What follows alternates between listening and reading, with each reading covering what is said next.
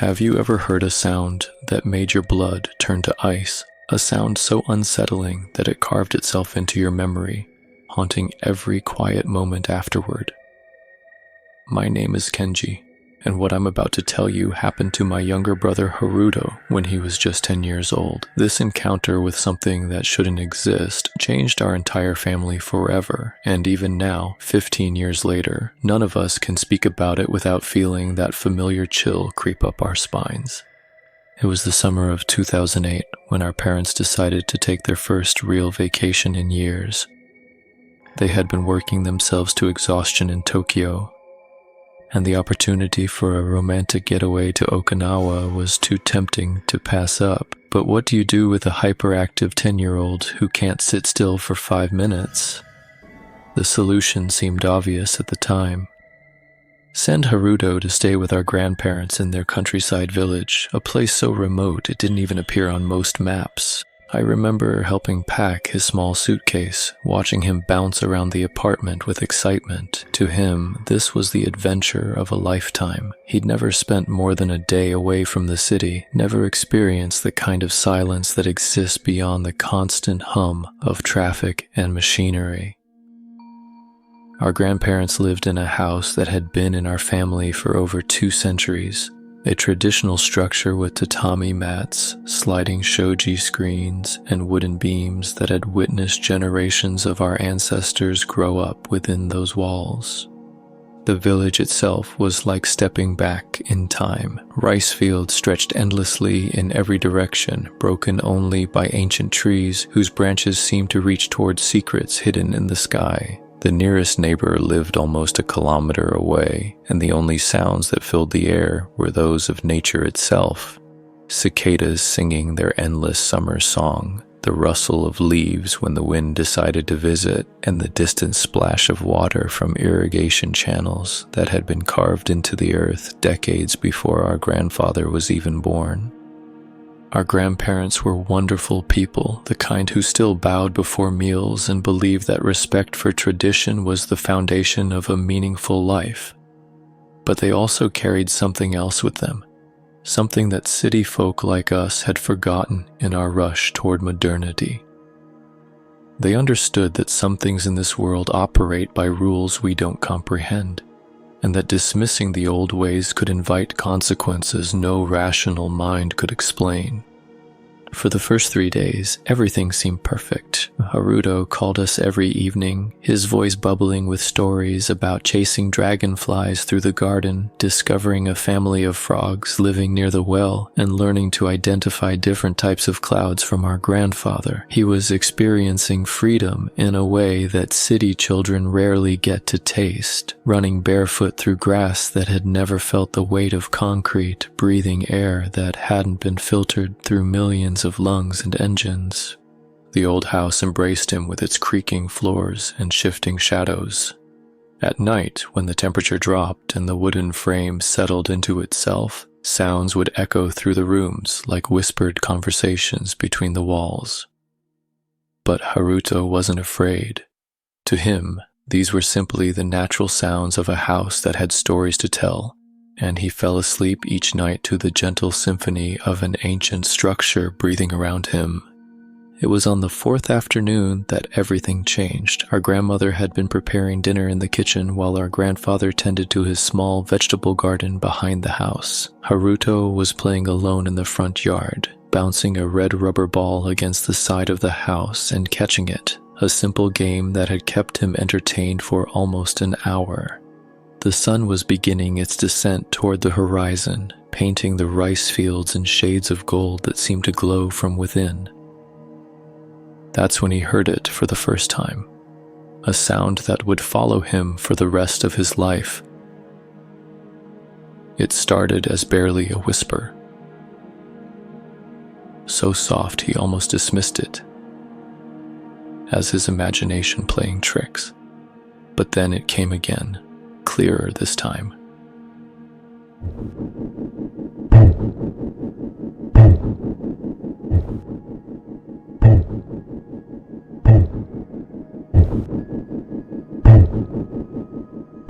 The sound was rhythmic, deliberate, and completely unlike anything he'd ever heard before.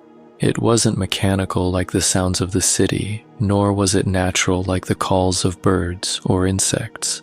There was something almost human about it, yet fundamentally wrong in a way that made his skin crawl without understanding why. The ball slipped from his hands and rolled across the dirt as he stood frozen, every instinct screaming at him to run, while his curiosity held him in place like invisible chains. The sound was getting closer, not quickly, but with the steady persistence of something that had all the time in the world and knew exactly where it was going. Haruto's eyes scanned the tree line at the edge of their property, searching for the source of this strange call that seemed to pull at something deep inside his chest. And then he saw her. She emerged from between the trees like a shadow given form, moving with a grace that seemed to defy the laws of physics. But it was her height that made Haruto's breath catch in his throat. She towered above the landscape, easily over 8 feet tall, her presence so overwhelming that the very air around her seemed to bend and distort. Her skin was pale beyond natural, almost translucent in the fading sunlight, and her long black hair moved and swayed despite the complete absence of any breeze. But it was her face that would haunt Haruto's nightmares for years to come. Partially hidden beneath a wide-brimmed straw hat, her features were delicate and beautiful in the way that old paintings depicted celestial beings, yet there was something profoundly wrong about her smile, something that suggested hunger disguised as kindness, predatory intent wrapped in an appearance of gentle femininity. Their eyes met across the distance, and Haruto felt his world tilt sideways. Those eyes held depths that seemed to stretch beyond the physical realm, ancient and patient, and filled with a terrible knowledge that no human mind should possess. And as they stared at each other, that haunting sound escaped her lips again, more clearly now, directed specifically at him.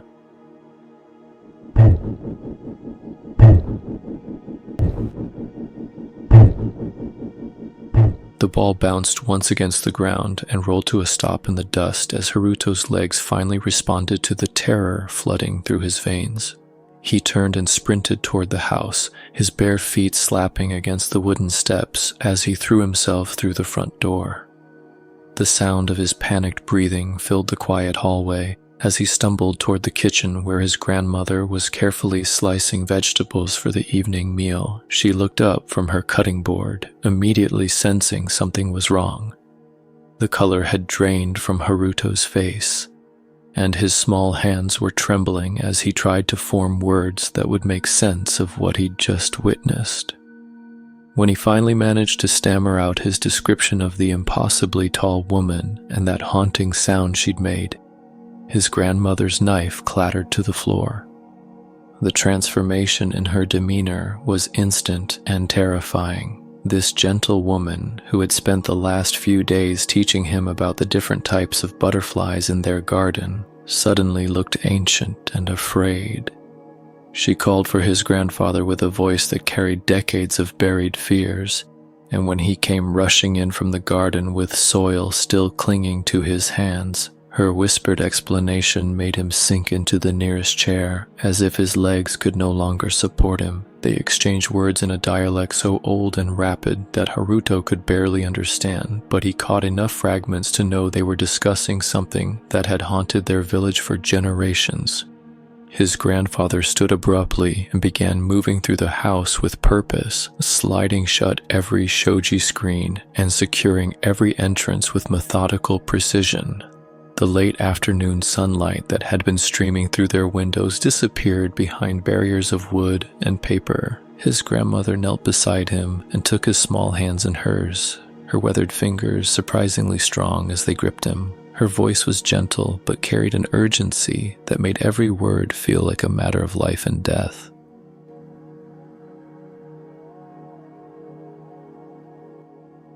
She explained that he had encountered something that existed beyond the boundaries of their normal world, something that had been choosing children from their village for longer than anyone could remember. The stories she told him made his blood run cold. Children who had heard that same rhythmic call and followed it into the rice fields, never to return home. Families who had woken to find empty beds and open doors, with only the echo of that terrible sound lingering in the air. Search parties that had combed every inch of the countryside without finding so much as a footprint or torn piece of clothing. But what terrified Haruto most was what his grandmother told him next. Once Hachishakusama had chosen someone, she would never stop hunting them.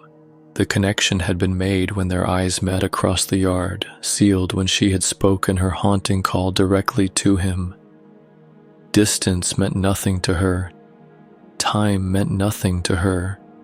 She would follow him wherever he went, waiting patiently for the right moment to complete what she had started. Haruto is now 25 years old, married with a young daughter of his own. He lives a normal life in Tokyo, working as an accountant and coaching his daughter's soccer team on weekends. But every parent knows that moment when your child calls your name in the middle of the night and you rush to their bedside wondering what's wrong.